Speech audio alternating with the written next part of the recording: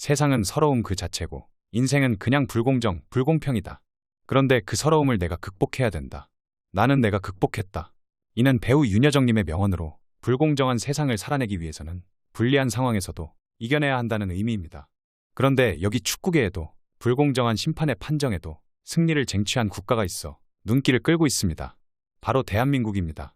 위르겐 클린스만 감독이 이끄는 축구대표팀은 카타르 도하 자신 빈 하마드 스타디움에서 개최된 2023 AFC 아시안컵 2조 1차전에서 이강인의 멀티골이 터져 바레인을 3대1로 제압했습니다. 승점 3점을 챙긴 한국은 조 선두에 올라섰습니다. 한국이 이겼지만 찝찝한 승리였습니다. 전반에만 무려 3장, 총 5장의 옐로카드가 나와 향후 대회 운영에 큰 어려움이 생겼습니다. 이날 주심은 마닝, 부심은 저우페이와 장청, 이들 3명이 모두 중국인이었습니다. 중국 심판은 작정한 듯이 경기 초반부터 카드를 꺼냈습니다. 전반 10분, 중원에서 공을 다투던 박용우가 상대 선수에게 발을 높게 들었습니다. 공이 빠진 뒤 박용우가 상대 선수 무릎을 차면서 옐로카드가 선언됐습니다. 아시안컵 첫 경기에서 선발 멤버가 조기에 카드를 받았다는 것은 매우 치명적인 일입니다. 그래도 여기까지는 이해할 수 있습니다. 하지만 전반 13분, 김민재에게 준 카드는 이해하기 어려웠습니다. 바레인의 역습을 저지하는 과정에서 김민재에게 경고가 주어졌습니다. 정상적인 수비로 볼 수 있는 장면이었습니다. 한국 수비의 기둥 김민재의 카드는 1실점 이상의 타격입니다. 풀백 이기재 역시 전반 29분 상대 공격을 차단하는 과정에서 옐로카드를 받았습니다. 중국인 주심이 10분에 하나씩 한국 선수에게 옐로카드를 준 셈입니다. 양 팀에게 모두 공정한 기준을 내민다면 할 말이 없습니다. 하지만 바레인 선수가 이강인을 강하게 넘어뜨린 장면에서는 카드는커녕 파울조차 선언되지 않았습니다. 주심의 공정성에 강하게 의문을 제기할 수 있는 이유입니다. 심판의 이상한 판정은 후반에도 이어졌습니다. 후반 시작과 함께 압둘라 알하샤시는 손흥민을 강하게 가격했습니다. 다이렉트 퇴장감이었지만 마닝 주심은 이번에도 그냥 넘어갔습니다. 명백한 오심이었고 신사적인 손흥민조차 강하게 항의했습니다. 그만큼 중국 주심은 공정하게 판정을 보지 않았습니다. 후반 15분 상대와 충돌한 조규성까지 카드를 추가했습니다. 경고로 끝날 수 있는 상황에서 계속 카드가 남발됐습니다. 현장에 있는 한국 팬들은 주심에게 계속 야유를 퍼부었습니다. 주심의 만행은 계속됐습니다. 추가 시간 손흥민이 박스 안에서 넘어지자 주심이 옐로 카드를 줬습니다. 헐리우드 액션을 했다는 의미였습니다. 손흥민은 어이없다는 표정을 지었습니다. 이날 이강인이 슈퍼 테크닉으로 멀티골을 뽑아 한국을 구출했지만 그럼에도 한국은 베스트 11 중 무려 5명이 옐로 카드를 받으면서 첫 경기를 마쳤습니다. 옐로 카드 한 장만 더 추가되면 경고 누적 퇴장이 되고 다음 경기도 뛸 수 없습니다. 16강 토너먼트부터는 패하면 바로 탈락입니다. 물론 옐로 카드는 8강 토너먼트부터 자동으로 삭제되지만 그럼에도 한국은 중국 주심 때문에 시한폭탄을 안고 가는 것이나 마찬가지입니다. 아시안컵 첫 경기부터 명백한 편파 판정이 나오자 국민들은 분노에 휩싸였습니다. 더불어 중국인인 마닝 심판 퇴출에 대한 목소리도 높아지고 있습니다. 대한민국 국민들은 경기에서 승리했음에도 불구하고 중국인 심판만 생각난다며 입을 모으고 있습니다. 경기 결과를 떠나서 중국인인 마닝 주심의 일관성 없는 판정이 한국의 시작을 힘들게 만들고 있기 때문입니다. 클린스만 감독도 중국인 심판을 직접 저격하며 심판의 옐로우 남발로 이상해졌다고 인정했습니다. 위르겐 클린스만 감독은 이른 시간에 너무 많은 카드를 중국 심판이 냈고 이로 인해서 경기 운영이 힘들어졌다면서 후반에도 마찬가지로 옐로를 줄까봐 경고가 있는 이기재나 김민재를 교체할 수밖에 없었다고 목소리를 높였습니다. 그러면서 마닝 심판이 너무 무분별하게 카드를 줬다고 아쉬움을 나타냈습니다. 이렇게 중국의 만행에도 대한민국은 승리를 쟁취했습니다. 특히 이강인은 멀티골로 아시안컵 첫 경기를 승리로 이끌었습니다.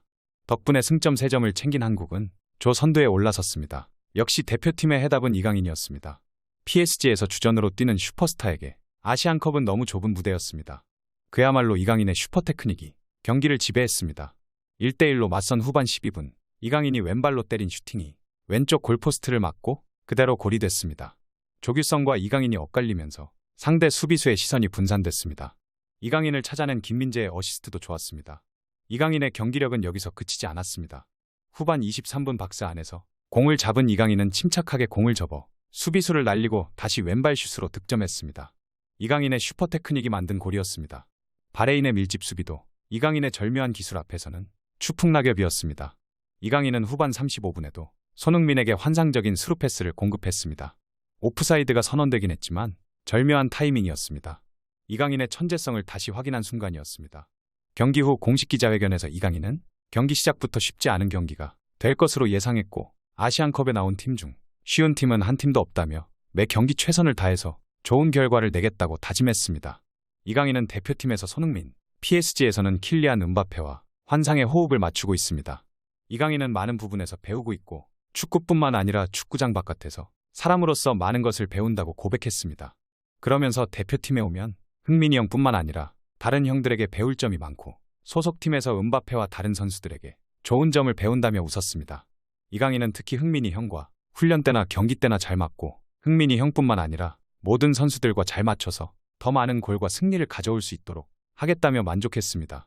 멀티골 장면에 대해 이강인은 다른 선수들의 너무 좋은 패스와 움직임으로 넣을 수 있었다며 겸손한 태도를 보였습니다. 그러면서 모든 선수들의 골과 승리는 경기를 준비한 모든 코칭 스태프 덕분이고 그래서 골을 넣고 승리할 수 있었다고 강조했습니다. 이어 다음 경기에서도 골을 넣으려 노력하겠지만 내 골보다 팀 승리가 중요하며 항상 승리에 포커스를 두고 플레이하겠다고 선언했습니다. 바레인의 폭력 축구에 쓰러졌던 손흥민 선수도 팬들을 향해 당부했습니다. 바레인의 집중 견제에 집중적으로 당한 손흥민은 경기 후 자신의 몸 상태에 대해 아프지 않다며 팬들을 안심시켰습니다. 이어 아시안컵이 시작해 응원이 필요하고 긴 여정이지만 응원해주시면 최선을 다해 회복해서 노력하겠다고 다짐했습니다. 실제로 한국과 손흥민은 아시아 어느 팀보다 우승 트로피가 간절합니다. 아시안컵 징크스에 시달리고 있는 한국은 1956년 1회 대회와 1960년 2회 대회에서 연속 우승에 성공했습니다. 하지만 한국은 이후 63년 동안 준우승만 4번 하며 우승과 인연이 없습니다. 매번 아시아 정상급 전력을 자랑했지만 이상하게도 한국은 아시안컵에서 유독 불운한 장면이 많아 아시안컵의 저주라는 말까지 나온 상태입니다. 아시아 역대 최고의 선수라는 손흥민도 마찬가지였습니다. 2015년 호주 아시안컵에서는 개최국 호주에게 연장전 끝 패배했고 2019 카타르 아시안컵에서 우승팀 카타르에게 8강에서 0대1로 패했습니다.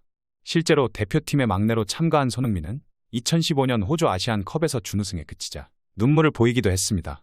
특히 주장 완장을 달고 참가한 첫 아시안컵이자 사실상 마지막 아시안컵이 될 확률이 높기에 손흥민 입장에서도 동기부여가 확실합니다. 단 이 경기는 지독하게 운이 없었습니다. 상대의 집중 견제도 집중 견제였지만 결정력도 잠시 0점이 맞지 않는 모양새였습니다. 손흥민은 경기 시작부터 상대의 집중 견제에 시달렸습니다. 바레인 선수들은 손흥민이 공을 잡으면 6탄 공세를 이어갔습니다. 이런 바레인의 견제가 잘 보여주는 장면이 있었습니다.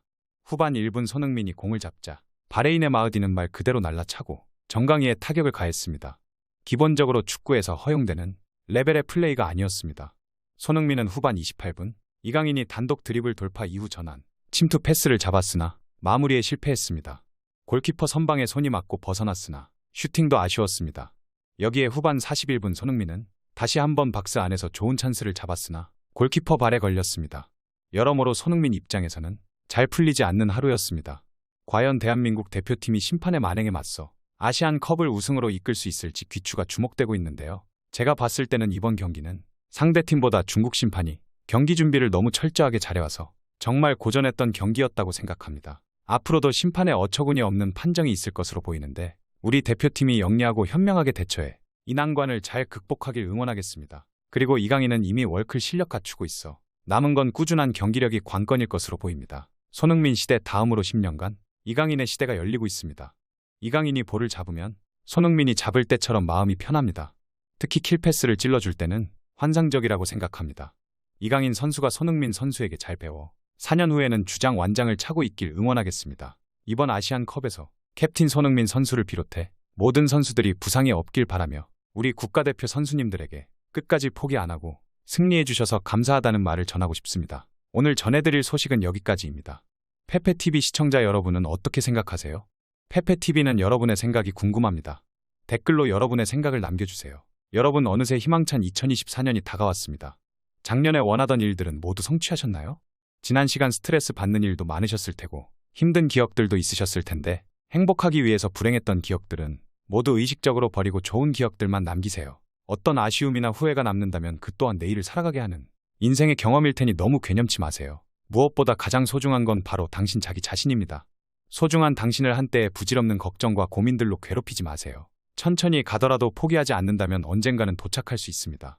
어떤 속도로 걷던지 하물며 잠시 멈추더라도 항상 행복하기를 가장 당신답게 살기를 응원하겠습니다. 2024년에는 원하시는 모든 일들이 기적처럼 이루어질 거예요. 2024년 새해에는 더 많이 웃고 더 적게 울며 문득문득 행복하시기를 바라겠습니다. 가장 큰 성공은 행복한 당신입니다. 그럼 다음 영상에서 봬요. 감사합니다.